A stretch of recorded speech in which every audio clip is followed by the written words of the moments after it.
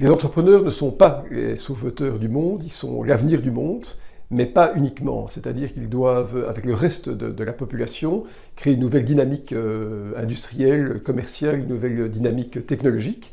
Les outils sont là, il y en a beaucoup de jeunes entrepreneurs qui créent des startups, mais ce qui est important de réaliser, c'est qu'on ne peut pas limiter le progrès à un cercle très restreint d'entrepreneurs. En fait, le progrès doit être d'abord partagé, et c'est ça tout le défi de nos sociétés, c'est-à-dire arriver à créer une traction économique positive, à stimuler l'entrepreneuriat, mais en même temps à réaliser que les équilibres sociaux doivent être respectés dans un partage d'une génération plus âgée qu'eux, puisque nous subissons le vieillissement de la population.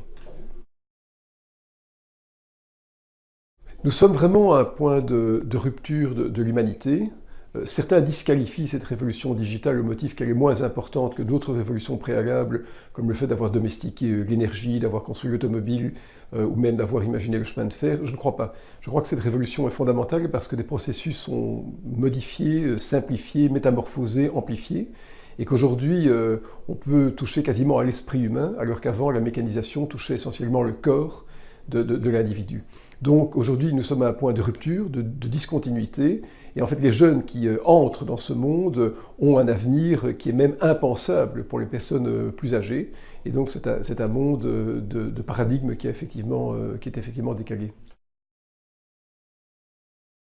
Oui, l'entrepreneuriat pose la question de l'emploi, d'abord dans ses modalités, puisqu'on parle d'un emploi qui est plutôt indépendant que salarié, et donc la réponse au marché de l'emploi est moins collective qu'auparavant, mais il y a un autre débat plus fondamental qui est de savoir si cette fameuse digitalisation va ou non pulvériser des pans entiers de notre économie. Ce qui est certain, c'est que le marché de l'emploi va être fondamentalement affecté. Alors, certains sont très optimistes, disent que finalement plus d'emplois auront été créés que ceux qui auront été détruits. D'autres, plus pessimistes, imaginent une vague de chômage, on parle même de stagnation séculaire. Je crois que la réalité sera entre les deux.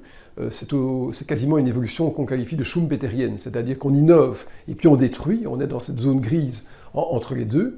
Mais le point de réconciliation de ces visions, c'est la formation, non seulement des jeunes, mais des personnes plus âgées. Parce qu'auparavant, si tant est qu'on pouvait tenir pendant 40 ou 45 ans de carrière avec 4-5 ans d'études, c'est-à-dire dans un rapport de 10, aujourd'hui ce rapport est sans doute tombé à 2, et donc idéalement on devrait imaginer une formation tout au long de la vie des individus, avec des entrées et des sorties dans le marché du travail, moyennant des formations courtes ou plus longues, selon les désirs et les capacités de chaque individu. Donc ce n'est pas tellement une question de qualité, de culture ou d'attrait du travail, c'est une question d'adéquation de la formation avec le monde du travail de demain.